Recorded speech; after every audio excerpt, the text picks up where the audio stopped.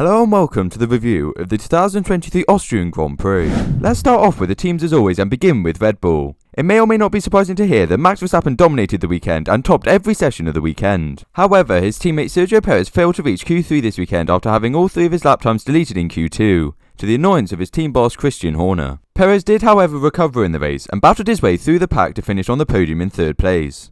Next up is Ferrari, and instead of me saying that their season's going backwards, which is what I used to say, they are now finally improving.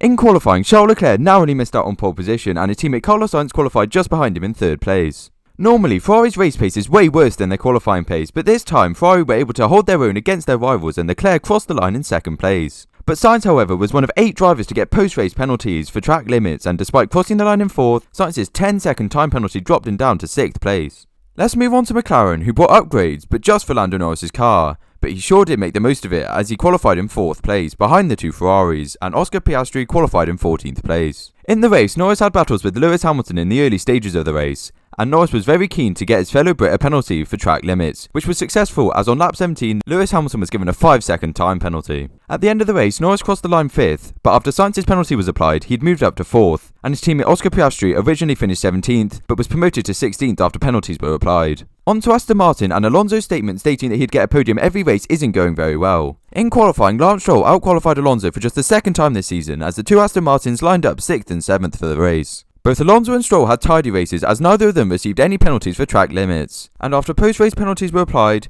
Alonso was classified 5th and Stroll jumped up from 10th to 9th. Mercedes struggled this weekend, and this was apparent early on in the weekend after George Russell was knocked out in Q2 after qualifying 11th, but Lewis Hamilton on the other hand did well and qualified 5th. The race wasn't better for Lewis though. Despite overtaking Lando Norris on lap 1, he got a black and white flag very early on for track limits and then got a 5-second time penalty on lap 17. After receiving his penalty, Hamilton came on the radio multiple times complaining about the car and asking if other drivers were getting penalties, which eventually led to this message from Mercedes team boss Toto Wolff. That's a reason why stewards haven't given us those penalties yet. Yeah, they're still dishing out warnings and penalties. Lewis, the car is bad, we know. Please drive it. Hamilton later crossed the line in 7th and Russell made a good recovery to finish in 8th place. But as Lewis Hamilton was one of the 8 drivers to receive a post-race penalty, the 2 drivers switched and George Russell was classified 7th and Hamilton was classified 8th. Next up is Alpine, and their 2 drivers provided some great racing in both the sprint race and the main race. For the Grand Prix, Pierre Gasly qualified 9th and Esteban Ocon qualified 12th. After some great racing in the race, Gasly finished where he started in 9th, and Esteban Ocon crossed the line in 12th. However, it seems Ocon was driving a different layout to the track to the others, as he received a 30-second time penalty for track limits after the race, which dropped him down to 14th place. Ocon has also now broken the record for the most penalties awarded to a driver in a race, which was previously held by Pastor Maldonado. On to Williams, and they probably had their best overall race of the season despite not scoring any points.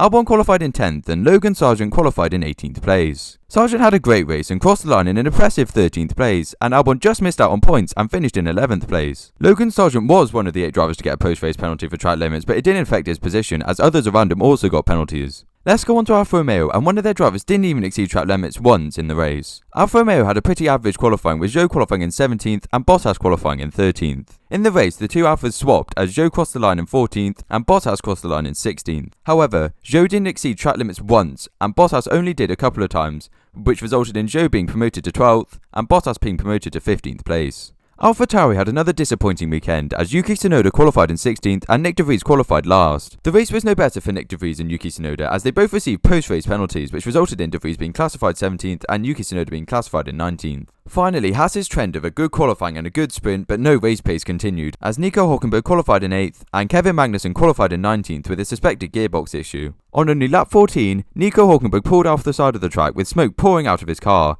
and was out, and Magnussen finished in 18th place. Now that's all the teams wrapped up, let's move on to the top 3 things we learned from the Austrian Grand Prix. At number 3, I've gone with track limits at turn 9 and 10 need to be resolved. During the Grand Prix, the FIA revealed that 83 lap times were deleted during the race, and the FIA also issued a statement stating that race control were tasked with reviewing well over 1,200 instances of track limits. At number 2, I have gone with McLaren have jumped into the fight between Mercedes, Aston Martin and Ferrari after Norris's 4th place showed McLaren's pace. And at number 1, I have gone with Haas need to improve their race pace ASAP. In qualifying, Nico Hülkenberg qualified in 8th, and in some of the sprint, he was running in 2nd place for the opening laps. However, towards the end of the sprint and in the main race, the Haas destroyed its tyres. Let's move on to your thoughts of the Austrian Grand Prix, and the only submission is shown on your screen now. Lando Norris was voted driver of the day, and I believed he deserved it over Carlos Sainz, mainly because of the 10-second time penalty Carlos Sainz received after the race for track limits. On to my predictions for the Austrian Grand Prix, and I didn't do very well, as for the top 3, I predicted Max Verstappen P1, which was correct, Sergio Perez P2, which was incorrect, and Fernando Alonso P3, which was also incorrect. For the surprise driver, I predicted that Alex Albon would finish in the top 6, which he didn't, and for the DNF prediction, I predicted Valtteri Bottas, and he did finish. Let's move swiftly on to my predictions for the upcoming British Grand Prix. For the top 3, I have gone very bold and predicted Sergio Perez P1, Lewis Hamilton P2, and Charles Leclerc P3. For the surprise driver, I have predicted Valtteri Bottas to finish in the top 8, and for the DNF prediction, I have predicted Max Verstappen. Am I crazy? Possibly. What are your predictions for the British Grand Prix? Let me know in the comments below. Don't forget to like and subscribe, and thank you for watching.